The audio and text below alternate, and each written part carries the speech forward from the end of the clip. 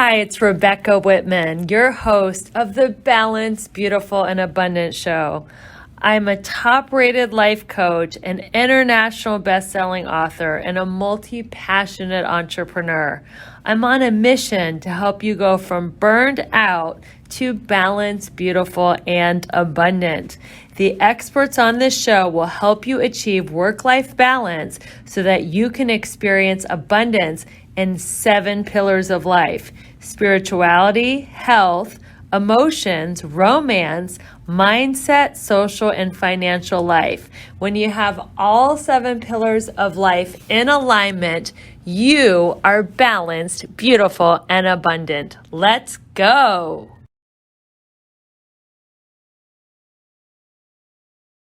Hello, Sandy Weiner. Welcome to the Balanced, Beautiful, and Abundant Show. Thanks, Rebecca. Great to be here with you. It's so great to have you on the show. And I had so much fun being interviewed on your podcast, Women of Value, that we said, let's take the conversation over to the Balanced, Beautiful, and Abundant Show and keep the wisdom flowing. So here we are. And I'm just so excited for an enlightening conversation. Welcome. Thank you. I'm excited too. It was great to have you, and it's nice to sit in the opposite seat. I love it. So let me tell my audience a little bit about your greatness. So Sandy Weiner is the founder of Last First Date, Women of Value. She's a TEDx international speaker and a dating and relationship coach. She is also a women's empowerment coach, an author, a podcast host. She's certified in NLP. She has been published in major publications like Psychology Today, the Chicago Tribune, and Your Tango. She is the host of not one, but 2 podcasts, the Last First Date Radio and the Women of Value podcast. So Sandy, you talk a lot about how to have that last first date and find your true love. Tell us a little bit about your story. Obviously, you had an origin story about how you found your love and how you became a dating coach, and I'd love to hear it. Yeah, well, I actually became a dating coach because I got divorced, not because I found love. So I had been married. Yeah, whatever motivates you, we're often motivated by pain and not pleasure. And I got divorced after about 23 years of marriage. I had had a bunch of kids, and I was just trying to figure out how to do a better job this time around.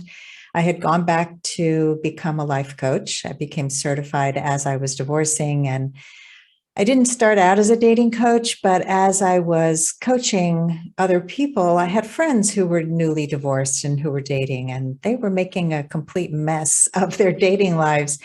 I was listening to stories of just accepting crumbs of attention and posting things on their online dating profiles that didn't truly represent them, and terrible pictures. And even though I wasn't yet in the game of dating yet, I really recognized that she was doing it wrong, or they were doing it wrong, like they were not doing it effectively. And I just started helping friends. And then slowly, actually a friend of mine called me a man whisperer. Oh, there you go. Yeah, she goes, you really understand men. And it was not something I had really thought about, but I really did. And so I started doing this work about 14 years ago, and I absolutely love helping women and men now. I've been helping a few awesome men who are very coachable and open and ready to learn new skills to really do it differently this time around. That is so wonderful. So you are certified in nonviolent communication. I've heard this phrase thrown around a lot. What exactly is nonviolent communication?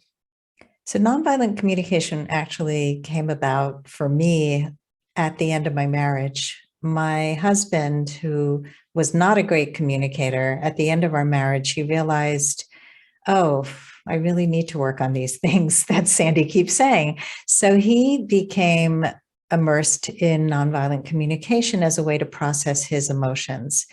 Basically, it's a way to break down what's going on for you. You take the main issue, like let's say you're dealing with something very difficult. Often we just can't get to the clear idea of what it is because we're so filled with the history of the person that we're dealing with. They always do this. They never do that. We call people names in our heads. This is all going on in our heads usually. Hopefully. Right? Hopefully, sometimes not. But a lot of what stops us from communicating well or even getting clarity about what's going on is all this inner chatter. And in nonviolent communication, that's called the jackal. It's all the stuff that gets in the way of our clarity. So once we clear all that stuff out, the labeling, all the judgment, we can be really clear what's going on without any judgment at all. So let's say somebody hurt your feelings and maybe they came late or they forgot that they were supposed to meet with you and you're really angry at them. So all the clean statement is they forgot the appointment. That's it. There's no feelings. There's no nothing yet. And then you go into, what do I feel when that happened? How do I feel? And then what need of mine wasn't met? And so you go through lists of feelings and needs. And at the end, you make a direct request, either of the person or of yourself. And what's missing for most people is we just don't even know what we feel. We just go, I feel like you hurt me, which is not a feeling, it's a judgment. And so this way of breaking things down is so helpful. And at the end of my marriage, because my ex-husband was able to do this, we were able to talk out so much of what we couldn't talk about for 20 some years. So why don't we role play? Let's say I'm that friend that's always 20 minutes late for lunch. So why don't we role play? How would you say this to me in the style of nonviolent communication? Okay, so you were 20 minutes for lunch today, and I felt frustrated. Let's say that's one of the main feelings. I felt frustrated because I really have a need for respect. I respect your time. I would really love for you to respect mine. Is that something that you can work on? Something like that. Yes, I like that. Now that leads me into my next topic. I know you're also an expert at helping people to set boundaries. So is this the same communication method that you suggest your clients use to set boundaries, or do you have a different formula for setting boundaries? Boundaries are complicated, and part of setting boundaries is learning how to communicate effectively. But before you can do that, you have to know what your core needs are. What are you protecting with boundaries? Boundaries are there to make sure that people don't violate the things that are most important to us. Most people move that line further and further and further, so it becomes really blurry. And then we don't even know what we're protecting anymore. We don't know who we are. We don't know where we end and the other person begins. And so we have a lot of other focused people out there who are just worried about what the other person thinks and feels.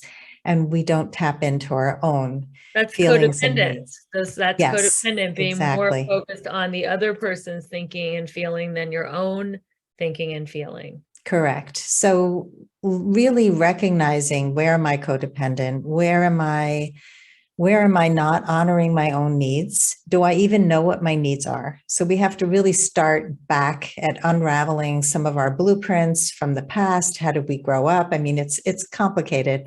I teach an 8-week course on boundaries with a co-leader, and we're teaching it again in January of 2023. But so we really have to go through core values first. And I do a lot of that work with my clients, where we just start to identify what are the top 5 things that mean the most to you. And then how have you betrayed yourself with these 5 things? How have you not honored your own values? The speaking up part comes after you've identified it. So let's say you've allowed people to treat you with disrespect. I mean, that's a big one. Did you bring it up right away? Did you say something at the outset? Well, no, I don't want to be needy. I don't want to be too pushy. I don't want to come across as high maintenance. And so I had a client say that the other day. She said, I never want to be high maintenance. So what she did was she became a chameleon. She became whoever the other person needed her to be, so she wouldn't appear needy. And I said, there's a big difference between high maintenance and high value. And so I teach, That's right? the So, tweetable right there. There's a yeah. big difference between high maintenance and high value. So, okay, let's unpack that. What is the difference? High value is you're honoring the values that are important to you. And everybody has the right, the human right, to honor their own needs and their own values. Your feelings are yours. They're not for somebody to debate. They're not for somebody to make wrong or call you too much because you have feelings or needs. The problem is that a lot of people have been told that they're too much, that when they have spoken up, they're told to quiet down, don't say anything, calm down, don't have feelings. And because we grow up like this, we don't realize that there's a way to do this in a way that's really effective. And it's actually not mean, it's kind. It's kind to yourself and it's kind to others to be open and honest. So that's high value. High maintenance is you get really whiny and needy and you throw a fit and you're reactive. Those are not admirable qualities. And so, give me this, I want more of that. It's like the typical spoiled brat kid. And then as an adult, you're carrying that through and carrying it on. And it's really unattractive. I think that's, speaking of men, I think that's one thing that men want to avoid at all costs is they don't want a woman who is high maintenance. That's their fear, that they're going to get stuck with a woman who is high maintenance. Am I correct in that? Yeah, I mean, it's definitely a big fear. It's who wants to be around somebody who's high maintenance. I wouldn't want to be around anybody who's high maintenance. So yeah, I think that when people learn to honor their needs, it's clarity and it's kindness. I remember I had a friend years ago who was so clear about what she needed. And she used to tell me like she had to meditate every day. And she would stop in the middle of the day, wherever she was, and find a place to meditate. So if we'd be out together, she'd say, at 3:00, I need to just find a quiet spot to meditate. And we were once in the city, Manhattan, together, and we were in a library. We just went to the library so that she could find a place to meditate. One time it was in the car. I was totally respectful of her need to find that quiet time. It's like if you are the kind of person who needs time to recharge in order to feel energized again, if you're an introvert and you need that quiet time and you don't claim it, you're going to become high maintenance because you're going to be grouchy, you're going to be reactive, and it's not going to be fun to be with you. Exactly. I love that what a great friend you are. Just like, all right, girlfriend, just go meditate. I'll be over here reading. That is such a beautiful friendship of support. So how can we communicate with men so that we feel seen and heard? Well, we have to understand that we have different communication styles, and not all men don't fall into one category. All women don't fall into one category. But when we understand that men often process differently than we do, then we're not drawing these assumptions that they mean something that they may not mean. And so, for example, men tend to be much more linear and much more analytical in their thinking. Women tend to be very multitask oriented. Men tend to be more single task oriented. And again, there are men who are very multitask oriented, so I'm not speaking for all people. But if, for example, people are communicating by text and a woman says something to a man like, I like your online profile. She didn't ask him a question. He may not answer her. Right? So, I mean, I have a client. Oh my God, how rude. He didn't say thank you or anything. Right. Right. So she hasn't made a request. She hasn't asked anything. I have a client who said, when I share that I've read something and I share that with my boyfriend, he'll often just go, yes, that was news yesterday. Right. He's analytical. He's just commenting on what he had read in the news. She's looking for engagement. She's looking for communication. She's looking for back and forth. So I said to her, you didn't ask him anything. You didn't say, what are your thoughts on that? You didn't say, how does that affect your business? Let's talk about this. I'm really curious to know what's going on for you. That's a very different conversation. So if we're expecting men to think exactly how we do and to process exactly the way we do, it gets us into trouble. We can't treat men like hairy women.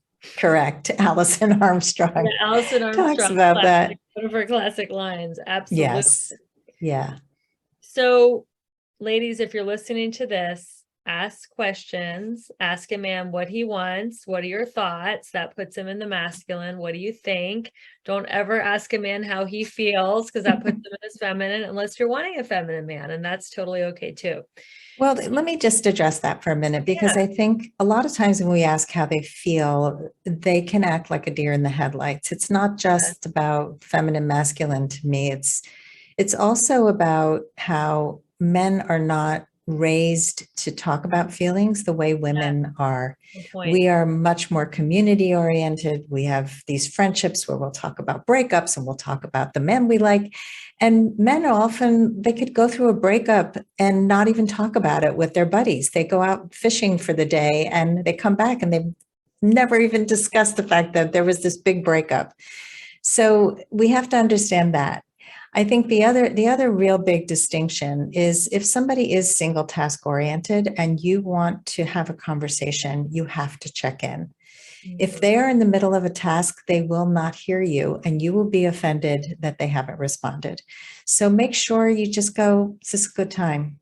You know, that's it. Is this a good time? And if they say no, ask them when would be a better time. Will you be free in an hour? Are you available? Simple check-in. Otherwise, they may go, yeah, right. And then they're not really listening at all. Speaking about that, how do men process information differently than women? Yeah, so it's really about our brains. And there's been a lot of scientific research on masculine, feminine brains, that the interconnections between our right and left hemisphere, for women, there are a lot of interconnections, which is why we're multitask oriented, which is why we can think of 100 things and connect them all. I remember when I was writing my TEDx talk and I saw a million connections. Oh, this is connected to that theme, and this is and I was working with a speech coach. Sorry to interrupt, but what was your TEDx talk about? That's so cool that you did one. Thank you. It was about, it's called, I used to live my life as a Tootsie Pop. And it was about shutting down my heart when I would get hurt. So basically in my dating life, I became tougher and tougher, trying to protect my heart till I became like a Tootsie Pop, which is really all these hard layers on the outside and this mushy inside. And remember, before we were talking about core values, my core values were not formed. I didn't know what they were. And so I just took the wrong lessons, as many of us do, and hardened my heart. And so I became this tough, armored, unvulnerable woman because I didn't want to get hurt again. And it led to a lot of poor choices in dating. And once I realized that when you get strong on the inside, you can soften on the outside, like a Heath bar. So the Heath bar is right, the toffee and the inside. They're both sweet, but it's soft and yielding and open, but the strength is on the inside. So when you're strong inside, you can soften on the outside. And actually, talk about the difference between men and women. I came up with this idea because a man I had dated told me he's like a Tootsie Pop. He's hard on the outside and soft on the inside. He goes, I'm like mushy. I'm like a teddy bear. And I thought, we like that generally. We like these tough guys, and then they have this soft interior. And then I had this realization, wait a minute, I became that, and it's not that attractive. Right. So that's a big difference. My old type of guy, I used to say, is rough around the edges with a big heart, but that, flattened me. And now I'm like, the man that I married is his sweet on the edges and sweet on the inside. Yeah, right. Sweet all around, and it's much easier. So sorry for the interruption. I just That's had to okay. hear about the TikTok. Let's go back to how do men process information differently? You were talking about the corpus callosum. Yeah. So let's say we tell a story and we're talking about our day to the man in our lives, and we say, he says, "How was your day?" And you say, "Well, it was great. I was working on this project, and then I went out and I was at the grocery store, and then I saw Sally, and Sally was wearing a really pretty yellow dress, and then she was telling me about her breakup, and oh my God, I can't believe she broke." And he has no idea what you're talking about anymore. So we talk about the project, we talking about the grocery, what's for dinner. I have no idea. So it's that tracking. Like if you're talking to your women friends, they generally totally get it. They can track you. They totally flow with whatever you're saying. But men need to know, like, where do you want me to focus? What's the focal point here? And I even see it with my son. When I take a walk with him, he'll say, "I've lost you, Mom. What's the point?" So, so a good tip for women is to let men know what the point is. Like, even if you do go off on tangents, like let them know, "Hey, I'd love to hear your feedback about this project that I'm doing. Can I just offload my day for a minute?" And just really letting him know he doesn't have to pay attention to anything but that one thing. That's very helpful. Yeah, that is very helpful. And also to tell them when you're wanting like help and when you just want them to listen, because men love to help. And if we go on and on and on about, let's say, a work situation, they're going to be like, "Well, have you tried this? And have you tried that? And here's my solution for this." And you're like, "What? I don't want your solution. I just want you to like listen to me, like process it."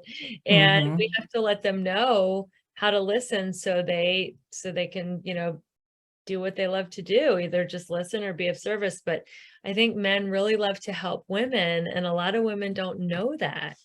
Yeah. Women generally want men to read their minds. Mhm. It's like, if you love me, you would know this by now. And we often don't tell them what makes us happy, what we would love for them to do. We also often lead with criticism without even meaning to. Like, "I didn't like it when you did that." Instead of, what I would love more of is Mm. if you would hug me every morning. We haven't gone out in a long time. Let's go out tonight. Instead of, "You haven't taken me out in a long time." When men don't do well with criticism. I mean, women don't either, but men I've seen have taken it so personally when they feel criticized, even when you're not meaning to criticize. Like, we take a lovely man and we try to fix him into something else. And so, first of all, accept who you are with if you chose him. Don't choose him and then have a project. And then try to reinforce what you want more of instead of criticizing what you want less of. That is so true. And I am guilty of that. I used to pick guys that were projects and that I wanted to fix, and they just ended up going totally passive because I used to criticize. And if you want a man who does absolutely nothing for you, no compliments, no intimacy, no nothing, criticize them, and then they just like go belly up. Oh, And yeah. I definitely had my part in it. And I've learned that appreciation is like music to a man's ears. And the more compliments and appreciation you can give them, of course, it's got to be sincere, but then they will do anything for you. So, speaking of that, what are the words that work like magic to make you irresistible to men? We all want to know this. So a lot of women think it's like, "I love you." Um, but the words that really make you irresistible are words like, "I trust you," Mm. because you're telling a man that you validate him, you validate the leader in him, you validate that he makes decisions that you can stand behind, that you respect him, you respect his integrity. And that invites him to show up as his best self, which really in an ideal relationship, you want to both support each other to be your best. And so trusting, respecting, validating, those are all words that light a man up and make you more irresistible to him. So the 3 magic words to a man's ears are not "I love you," but "I trust you," because that calls forth his integrity, and he now wants to live into that trust to make sure he doesn't let you down, or make sure that you didn't make the wrong judgment about him.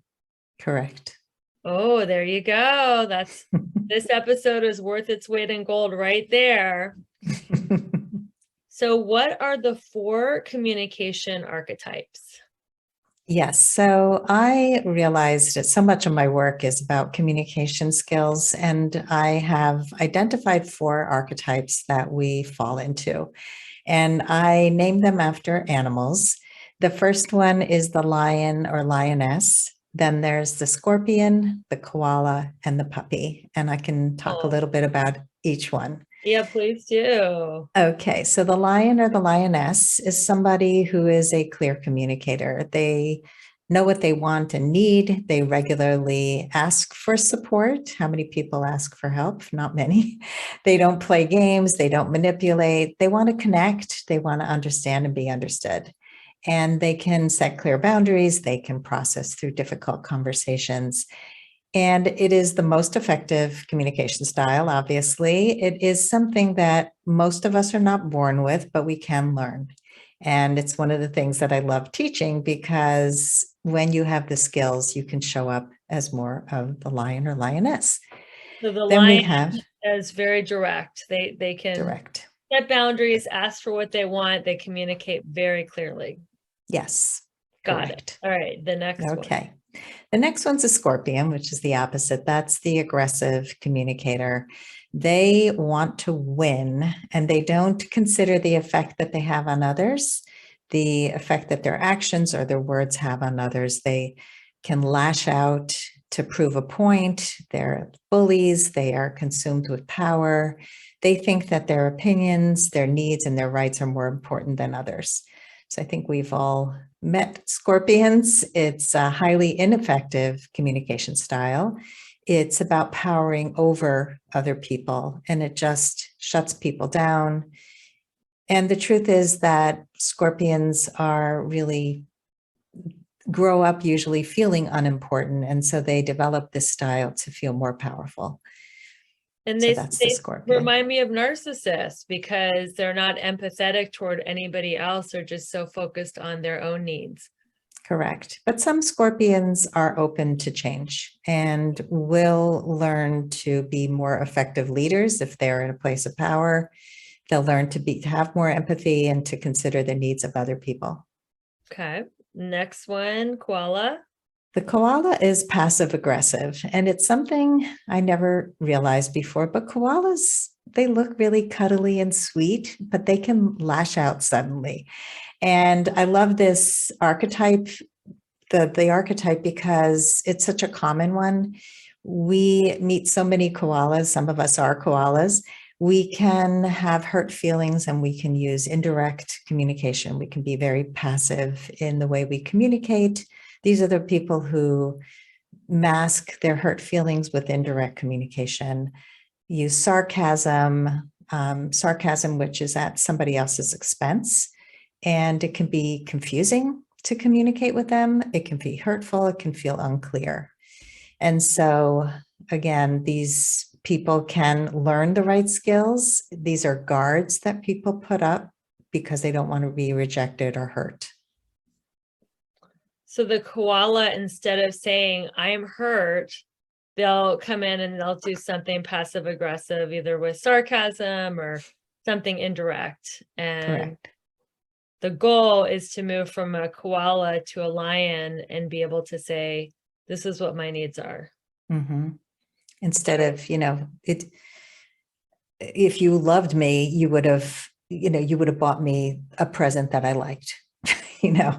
What about having a conversation about what you would love for your birthday and give somebody 4 choices or something? It's all of that mind reading, that interpretation, we make up these stories in our heads that the person did this on purpose.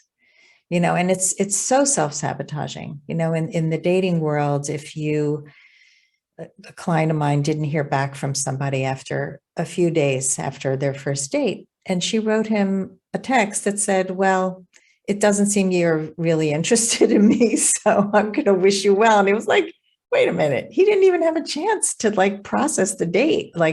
I don't know where he would have come on that scale, but you just totally put a wall up, and it was to protect yourself. And so then we course correct. We're not going to do that in the future. All right. So the final one, the puppy. What is the puppy archetype? The puppy is the people pleaser. They want to be liked, and they suppress their needs and their feelings to make other people happy. They want to avoid conflict at all costs. And often when they're faced with conflict, they just get flooded with emotion. They freeze instead of being able to speak up in the moment. They want to be valued for who they are, but they don't know how to assert themselves. And they feel like speaking up is often mean if they say how they feel, so they just shut down.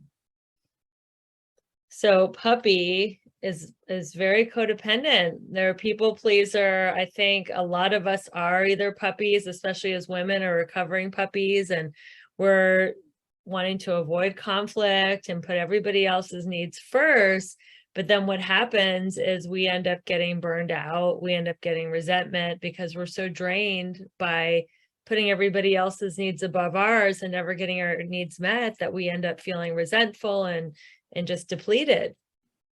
Yes, exactly. So how do we go from puppy to lion? We, first of all, discover, like I said before, what are the values that are the most important to you? Yes. How have you betrayed yourself by not honoring your needs, your values?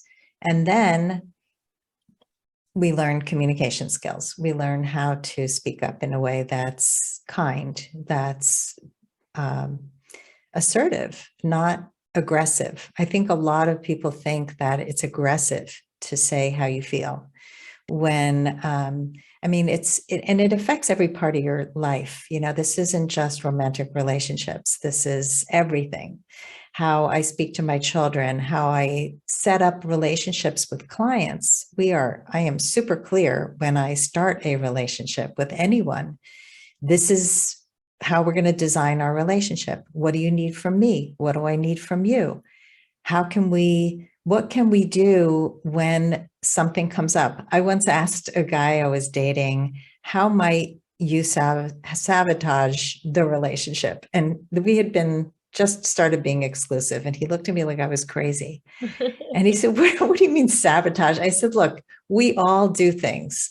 We all have a way that we behave when we're feeling confronted, when we're feeling hurt.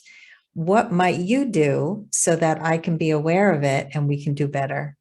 And so when we can talk about this, I have a tendency to shut down. I might walk out of the house when I need space. Oh, well, it would work better for me if you just took a walk around the block. Don't take overnight or 3 days, but take less time, because otherwise I feel shut out, and that activates old wounds in me. Being able to talk like that is so important, because then we're not hurt by the other person because they're ignoring us. We're telling them how we operate. They're telling us how they operate. And that leads to the best relationships. So few people can talk that way. Yes. So many people are, using passive aggressive attitudes, or the silent treatment, or sarcasm, or, different coping strategies that are not healthy. And I think that the work that you have done on communication styles is so valuable. So I know that you're going to offer my audience something very special that speaks into this podcast episode. Tell us about the quiz that you're going to offer us. Yeah, so I created the communication archetype quiz, and everybody can go and take it. It's at lastfirstdate.com. That's my website. Lastfirstdate.com/com quiz, COMMQUIZ. And you can learn your communication archetype. You can learn some strategies to help you if you're not a lion or lioness. And it's just really helpful to have more information. I go into great detail about why we develop these styles, what you can do about it, and because I want everybody to develop healthy communication skills. That is great. And what is your communication style? It's definitely lioness now. I was probably more of a koala for most of my life. I probably started out as a puppy. I was very shut down as a kid. Like I felt very judged. And so I became very quiet when I was in grade school. And then I became super sarcastic. And post-divorce, I became a lioness because I realized what I had created. I had kept so many people at bay and wasn't really being understood. I wasn't at my best. And I think so many of us grow up in homes where our feelings and our needs are not validated. And so we don't know how to do these things. And it really is one of my greatest joys to see people start to step into their value and to communicate in a healthy way. It's crazy that we don't learn communication style in school. We are going to be communicating the whole rest of our lives and nobody teaches it. So it's so great that you're teaching this. How can people stay in touch with you? Go to lastfirstdate.com. I have my podcast there. I have my blog, all of my services. There's courses. There's tons of things that you can check out. I would love to, if you're interested in setting up a breakthrough session and talking to me about coaching, you can go to lastfirstdate.com/application and fill out an application to be considered for coaching. Awesome. Well, thank you so much, Sandy, for being on the Balance, Beautiful, and Abundant show. I really appreciate your time. We love our listeners. If you're listening to this on a podcast platform, please consider giving us a 5-star review and subscribing and sharing this podcast with a friend. We really value your time, and your subscriptions and 5-star reviews are what grow this podcast. And if you want to have some fun, take a screenshot, tag me in your story. I will happily reshare and give you a shout out. You have watched another wonderful episode of the Balance, Beautiful, and Abundant show, where we're taking you from burned out and overwhelmed to balance, beautiful, and abundant. We are so excited to see you next time with another wonderful guest. Until we see you again, keep your vibe high and your hands clean. See you next time.